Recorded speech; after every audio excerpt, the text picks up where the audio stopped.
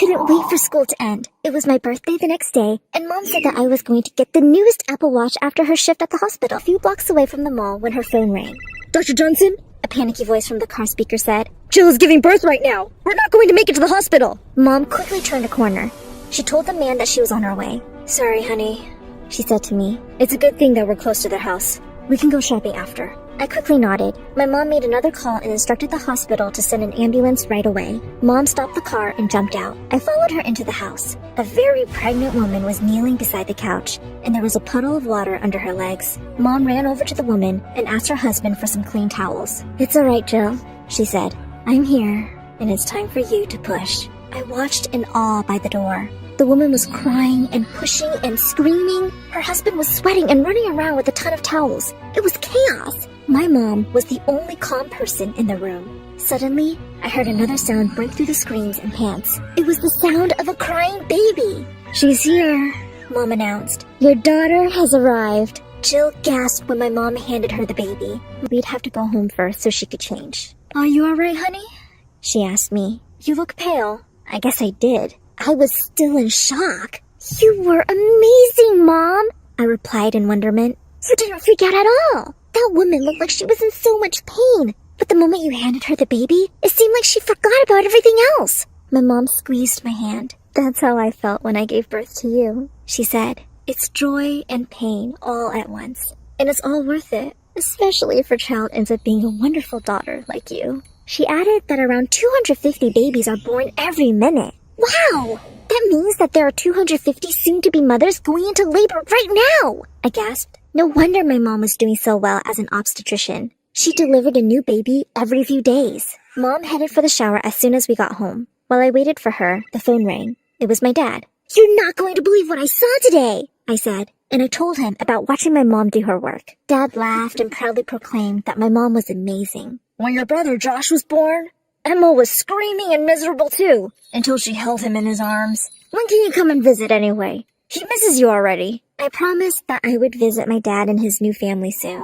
I loved playing with my half-brother Josh. He was so cute. My dad's wife, Emma, wasn't so bad. But it still bugged me that my parents had never married. Emma wasn't half as amazing as my mom. After a few weeks, Mom came home looking very excited. "I got promoted," she said. "I'm going to be head of the department." I was so happy for her. And when I found out she wasn't going to be working as much, I was so happy for me too. It meant that we could spend more time together. It was great. We had picnics and played frisbee in the front yard. I was standing by the porch when the frisbee came whizzing my way. I jumped, but I must have landed wrong. The next thing I knew, there was blood flowing down my forehead. "Sarah!" Mom cried as she ran towards me. "I think I hit my head on the edge of the step," I complained. "It really hurts." Mom cleaned up my wound. She said it wasn't deep and I just needed to apply pressure to it. She made me some of my favorite mac and cheese and sent me to bed early. That night, I remember thinking that I was the luckiest girl in the world for having such an amazing mother. But sadly, our fun times ended that day. The next few months were a busy time at the hospital. Mom was rarely home. She left early and came home late. I started to complain about never seeing her anymore. She still keeps giving me gifts, but I didn't want a new Instax camera or another new phone. I just wanted her. I couldn't talk to her anymore because she never had time for me. When I turned 14, things got even worse. Mom couldn't be with me on my birthday. I had to stay with my dad for a few days while Mom was at a conference. I could see that Emma was trying to be nice, but I didn't want her. I wanted my mom. "I made your favorite mac and cheese," she proudly said. I took a bite, but I spit it out immediately. "Ew!" I cried. "This tastes gross. It's not like Mom's mac and cheese at all." Dad got mad when I said that. I gave him the side eye while he and Emma played with little Josh. If he hadn't married that awful Emma, he would have married my mom. And maybe she wouldn't have to work so hard all the time. I was counting down the hours until Mom arrived to pick me up. Then the phone rang. It was Mom, but she said she was running late. I got so mad at her for making me wait again. "When I get home," she said, "we'll go on a vacation. Just the two of us, okay? I promise you're gonna have a great time." But I was sick of her promises. "I don't believe you anymore," I screamed back at her. "I don't care if you don't ever come home. When you're here, you don't even notice me. I wish you weren't my mother." I slammed the phone down and ran to my room. I was so mad at everyone. Dad tried to talk to me, but I didn't open the door. Finally, he left. But after an hour, he was back again. "Sarah!" he cried with a voice I'd never heard him use before. "We have to go to the hospital." I couldn't believe my ears when he explained that Mom was in the hospital. She had gotten into a car crash just an hour ago. But I just talked to her! I cried. I was so scared the whole time in the car. I was terrified for my mom. And deep down, I knew it was my fault. Mom probably got so upset after I screamed at her. That was the reason she got into a crash. I wanted to tell her that I didn't mean what I said. I wanted to tell her that I loved her so much. They wouldn't even let me see her when we got to the hospital. One doctor came out and talked to us instead. I'm sorry.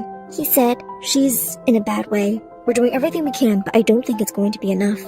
You have to prepare yourself for the worst. I turned to my dad. What did he mean by that? I gasped. Dad couldn't even look me in the eye. He quietly told me to pray for Mom. I couldn't take it anymore. I knew my mom was suffering, and it was all my fault. I couldn't stop the tears. I stumbled away and ran as fast as my legs could take me to the exit. Outside, I found myself by a bus stop, and I got on the first bus that passed, not caring where it took me, as long as it was far away from here. Hours passed into days. I can't remember how I got where I was. The only real thing I felt was the hard bench I slept on and the gaping hole in my chest where my heart used to be. I was to blame for everything. It hurt so much to remember the last thing I said to her. How could I be such a terrible person after everything my mom had done for me? I was just sitting and staring into space when I heard the scream. Right in front of me, sprawled on the curb, was an older girl with a bleeding forehead. I jumped up and ran over to her. Hold still, I said soothingly. Let me check if it's deep. Thankfully, the wound was shallow. I took off my jacket and told the girl to apply pressure on it. Then I asked if there was a place where we could wash it. I sleep in the women's shelter, she gasped as I helped her up. It's just a few blocks away. The shelter was a dirty place, and it was very crowded. But at least there was running water and soap in the bathroom. After a while, the girl calmed down. Thanks, she said. I was so scared. I thought I'd split my skull open. For the first time in a long time, I smiled. It felt nice to help someone. Do you have a place to stay? She asked. My name is Maggie. You can stay in the shelter with me if you want. Maggie and I became friends. She brought me to a soup kitchen where we ate a hot meal. She led me to a church basement so I could find a jacket. Maggie was nice. And for a while, I forgot that I was homeless and alone. But no matter what I did, I could never forget the last words I ever spoke to my mom. I told Maggie that I ran away, but I didn't tell her why. Life went on that way for a long time. It was hard to accept my new life, but I had no other choice. The shelter was always full of girls who had run away or who were in trouble. There was a young mom named Stella who had a little boy. She said that she used to have a small apartment and that she worked 3 jobs just to pay for rent and food. But it wasn't enough. She lost her home, and now she was struggling to feed her little boy. But no matter where we end up, Stella told me, as long as my baby Jasper is with me, we'll be fine. I couldn't help but think about my mom when I looked at her. Mom worked so hard just to give me a good life. But I could see now that I was ungrateful, spoiled, and mean. If I'd been a better daughter, I would still be with her. A few months later, I noticed that Maggie had started throwing up a lot. At first I thought she had food poisoning. It's not the food, Maggie said. I think I'm pregnant. I was shocked. Maggie was just a few years older than me. How was she going to have a baby in this situation? Poor Maggie was miserable the whole time. She was too tired and too weak to do anything. All she did was sleep while her belly grew bigger. I did everything I could just to make life easier for her, but Maggie was having a really hard time with her pregnancy. Thankfully, the shelter allowed her to stay. They told me that I could stay for as long as I liked too, but that was because I was the only one who could tie a bandage or examine the injuries of girls who just arrived. We became a family, but I never really belonged there. Monsters like me don't deserve to belong anywhere. Another few months went by. Then one night, Maggie woke up everyone with her screams. They hurt so bad, she yelled. The other girls shrank back in fear, but I couldn't. Maggie was my friend. I held her hand while she screamed in pain. Then her water broke. I think the baby is coming now, she gasped. I was terrified, but I was the only one who could help her. I asked the girls to find clean towels. As I looked at Maggie's anguished face, I remembered the other woman, Jill. My mom delivered her baby in the living room. It's all right, Maggie, I said. I'm here, and it's time for you to push. She did, over and over again. In a matter of minutes, the baby came. I wrapped the baby in a clean towel and handed it to her. Like Jill, she forgot that she had just been screaming a few seconds ago. She forgot that she was in a shelter. She forgot that she was broke. All that mattered was that little baby in her arms. I couldn't believe what I'd just done, and I couldn't believe the transformation on Maggie's face. I was so relieved when someone said that the ambulance was here. Maggie kept insisting that I go to the hospital with her. Then the doctors checked her and the baby out. After a few moments, the doctor came to talk to me. Maggie said that you delivered her baby. She said, "How old are you?" I told her I was only 16. To be honest, I was so scared, I added. It happened so quickly, but now I'm just exhausted. The doctor laughed and told me that I did a good job. I felt really proud. Then I wondered if my mom would have been proud of me too, if she knew. Maggie went back to the shelter a few days later. She kept thanking me, and she said she'd name the baby after me. She also went back to her parents' house. It was different now that little Sarah was here. Then she told me that a TV news crew had interviewed her at the hospital, and that's how her parents had found her.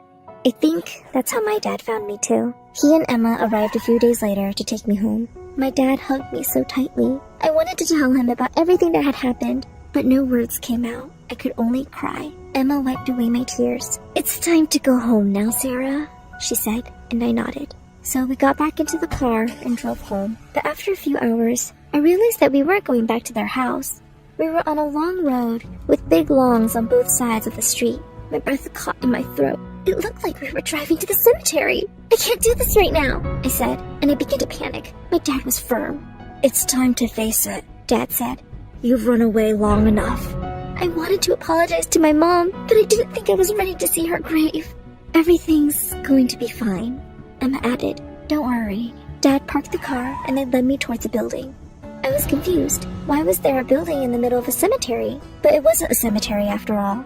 We walked down a series of corridors and knocked on a door. It took some time for it to open, but when it did, I gasped. Mom was inside. She was very thin, but she was alive. "I'm so sorry," I gasped, and I ran to hug her.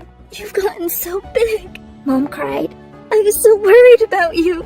"Please don't blame yourself for the accident," Mom said while she stroked my cheek. "A car crashed into mine while I was driving home. I can't walk anymore. But it's not your fault, Sarah." Suddenly, Mom made a fist and banged it on the bed. "How I wish I could take care of you," she cried. "But I can barely take care of myself." I took Mom's hand. Even in her state, her main concern was taking care of me. Then everything I saw about mothers and their children flashed through my mind. Emma with Josh, Stella with her son, and even Maggie with her new daughter. "Oh," I whispered, with fresh tears running down my face. "It's time to go home together. You looked after me better than any mom ever could, and now it's time for me to do the same for you." Am I wrong for taking my friend to court after she kicked me out of the bridal party for cutting my hair? For my friend's 3-day wedding, I had to buy 3 different dresses, including alterations and specific shoes, which totaled over $700. She also wanted specific hairstyles for each day. Unfortunately, starting in March, my hair started to deteriorate. Due to health reasons, my hair was falling out in chunks, and in May, I made the difficult decision to cut my hair. I told the bride about my decision 2 weeks before the wedding, and she didn't say anything bad. The following week, she came over to my house, and when she was about to leave, she brought up that she was concerned about my haircut, and I told her it would look good even though I wouldn't be in uniform with the other bridesmaids. The following day, I received this message. After our recent conversations, I like to remind you of my boundaries. I've been very accommodating and graceful, but I cannot allow you to disrespect me. As you know, my wedding has been something I've dreamt of for many years. My husband and I have invested a lot of money into the video and photos of this day, and as we reflect on this day in the future, we want to see our vision reflected in the memories. Since I asked each of you to be my bridesmaids in 2019, I've been very clearly and very communicative in my request. The timing of your decision to cut your hair and not come in advance is very upsetting to me. I would have felt respected if you had communicated with me more than a week prior to the wedding, so we could have worked together to find a collaborative solution. Your inconsistencies have concerned me, and while I sympathize with your health conditions, I'm not willing to compromise my vision to accommodate you, or anyone else, when you have informed me in advance and we could have found a better solution. Since this is something you can no longer fully commit to, I need you to please step down from participating in my wedding. This was 3 days before the wedding. I immediately sent her and her husband an invoice asking them to reimburse for the dresses and shoes, keeping in mind that one of the dresses is still in her possession even though I paid for it. I was told I was inconsistent and selfish after I spent the past 2 weeks helping her plan the wedding shower. I worked with another bridesmaid to surprise her with a bridal shower after our bachelorette trip had to be canceled. I spent hours helping her out with wedding details. When she asked me to help her tone up before the wedding, I sent her a personalized workout program and even went with her to the gym to show her the ropes. When I agreed to be her bridesmaid, I was more than willing to oblige with what she asked, even if at times it was a lot of time and money. So, am I wrong for taking her to court because she kicked me out for cutting my hair? I moved to Los Angeles for a marketing internship for a big company. We're a prestigious company, and one day I saw a girl in my office dressed like trash. We, interns, have to dress business casual. I rent my clothes to look the part. I believe in dress for the job you want. I see this girl with a t-shirt and ripped jeans in the office one day. I made the joke that someone didn't get the memo on how to dress in the office. Whenever I saw the girl in the office, she wasn't made up or anything. Just plain tees, jeans, and old shoes. No makeup. She never showed up much, and me and my friends would gossip about her. I was eyeing one of the boys in sound production, and I saw him talking to this girl. He sat with us for lunch. My friend and I made a joke about who let the homeless in. This guy lost his shit. He said, "You don't know who that is? I can't believe you're talking shit about her. You're gonna get us all fired." I laughed and said, "Daddy's money could buy an internship, but not the class?" He lost his shit and yelled at us. Well, it turns out this girl is a famous sound engineer. She's worked with Lil Nas X, Diplo, and deadmau5. She's also the sound director for several large gaming franchises. So yes, I effed up. But how was I supposed to know that? She never talks to anyone or anything. So she's stuck up and rude. I'm from the South, where women put better appearance in their looks and efforts. My boss called me in, and now I'm on probation. He said I'm lucky that I'm not fired. He said if word got out, I would probably never work in the industry again. I think everyone is overreacting. I'm 22 and have my whole life in front of me. I believe everyone should have to follow the dress code when in the office, even for a little bit. Am I the asshole for thinking everyone should dress?